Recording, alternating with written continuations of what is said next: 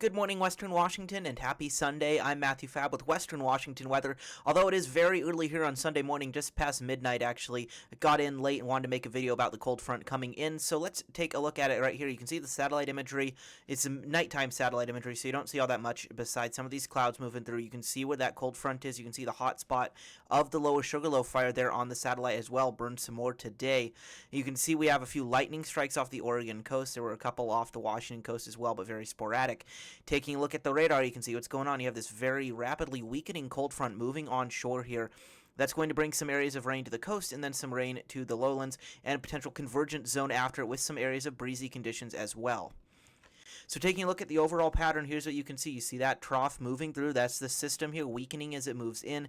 And then you can see by the time we get to Sunday night, as we go into Monday, you see that ridging building pretty quickly there. And that is showing how quickly that trough is moving out. We're going to get warm again, relatively speaking, for September, though we may have some highs in the 80s with offshore flow. And then you can see we have that ridge continuing through Tuesday and Wednesday, and then we have a little bit of troughing to our north. And then as we go into Thursday and Friday, you can see we're still influenced by ridging, but it won't be as warm. And then potentially going into next weekend, about a week from now, there we could get some more systems moving into the area.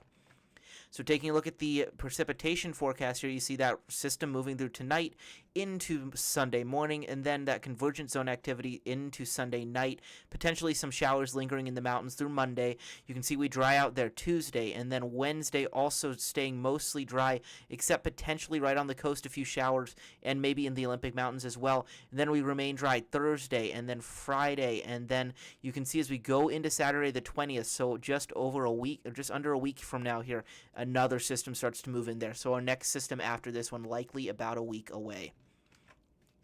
Taking a look at the European model's precipitation forecast, you can see the coast of Washington there, likely 3/4 of an inch to 1 inch of rain.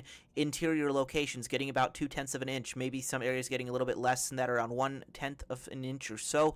And then you can see that convergence zone signature on the European model is between SeaTac Airport and Payne Field, so basically between South Seattle and Everett there, and you can see that area of the convergence zone getting up to a 1/2 inch to 3/4 of an inch of rain, while areas to the north and the south get much less. Taking a look at wind gusts, you can see north and south of the convergence zone, you get those stronger gusts, likely 20 to 30 miles per hour from Seattle down to Tacoma, over to Olympia and Shelton, 30 to 35 miles per hour, maybe a little bit more toward 40 miles per hour even near Shelton.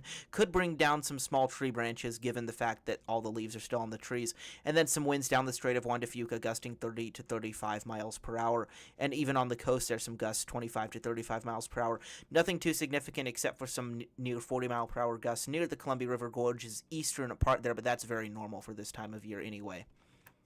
Now taking a look at the high-resolution rapid refresh model, simulated reflectivity, so here we're looking at basically simulated radar. You see as we go through tonight, some of those areas of this cold front moving in being kind of strong on the coast, potentially bringing some thunderstorms on the coast there. But then you can see weakening pretty quickly across western Washington, maybe a few stronger areas in the parts of the Willamette Valley, but not really impacting western Washington. You can see 4 a.m., you get some of that rain moving through Olympia and Tacoma and Bremerton.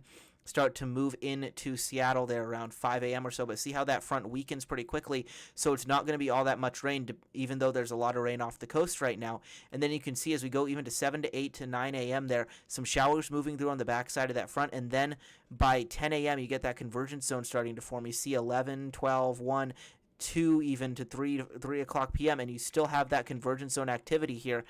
The high-resolution rapid refresh model showing it between between Everett and Tacoma, and you can see it really highlighting it around Seattle and Renton there, and that convergence zone activity, those small convergence zone bands between Everett and Tacoma continuing all the way into late Sunday night. So in terms of precipitation accumulation there, you can see again the coast likely getting 3/4 of an inch to 1 inch of rain with this storm, and then you can see the interior, some areas barely getting any rain, some getting about 1/10 of an inch or a little bit more. And then you can see parts of Snohomish County down toward about Seattle or so, where you have that convergence zone banding getting up to a 1/2 inch to 3/4 of an inch of rain. And you can see here, looking at this high resolution forecast, not very much, if any, rain on some of the fires. You can see northeast Washington, about a quarter inch at most on some of those fires. In the Cascades, even quarter inch at most, some only getting about a tenth of an inch or so. And then even on the Olympic Peninsula, you have the Bear Gulch fire and the Tunnel Creek fire, not more than a third of an inch of rain. So this system will not really have any impact on fires, besides maybe bringing down activity temporarily with some higher humidity and cooler temperatures. But we'll get into that in just a second here. Taking a look at temperatures, you can see Sunday's highs much cooler than we've seen over the last few days. Highs likely in the low to mid 60s from Seattle northward, from Seattle southward, highs in the mid to upper 60s there. The coast in the upper 50s to low 60s. We may even have some upper 50s here near the water in Puget Sound. You can see on Monday we warm up a little bit. Seattle northward, highs in the upper 60s to low 70s. Seattle southward, upper 60s to mid 70s. And then on the coast, mid to upper 60s there. But take a look at Tuesday. You can see we're going to have offshore flow. That's going to warm us up quite a bit. Seattle northward, you're looking at highs near the water in the mid 70s. Away from the water in the upper 70s to mid 80s, even in some of the foothills. Seattle southward, highs in the upper 70s to mid 80s. Warmest in the foothills and areas away from the water. And then Olympia down to Portland, highs in the mid to upper 80s. And then on the coast there, even with that offshore flow, you can see highs in the mid to upper 70s. Right on the beaches, they're even in the upper 60s to low 70s. So that offshore flow really warms us up across the region. You can see Portland even pushing 90 degrees there. For September 16th, that is pretty warm. And then taking a look at Wednesday, that offshore flow weakens, and we get highs returning back to the low to mid 70s, and then mid 60s on the coast there. Same thing, cooling down a little bit going into Thursday. Some more clouds moving through the area, potentially highs in the mid 60s to low 70s. Same thing there on Friday, upper 60s, low 70s. So you can see where kind of our seasonal norms are, but we have that offshore flow on Tuesday bringing much warmer temperatures. So taking a look at that offshore flow now, this system that we have with the rain moving through Sunday is going to move out of the area pretty quick. By Monday, we're mostly dry, and then Tuesday we set up this offshore flow. What we're looking at right here is pressure. So you can see you have a difference in pressure between the interior of eastern Washington and then parts of western Washington. You can see this pressure gradient here between Wenatchee and Seattle is going to be over 4 millibars. Not strong really at all in terms of a gap wind event or anything like that. For reference, the very strong bomb cyclone that impacted the area in November 2024 was well over 13 millibars, which is quite strong. Here we're looking at 4 to 5, maybe 6 or so. So not that strong in terms of how much of a forcing there you get with those gap winds, but it is enough to turn the flow offshore, bring drier conditions, and potentially bring some spread east or bring some spread westward for some of the fires in the Cascades.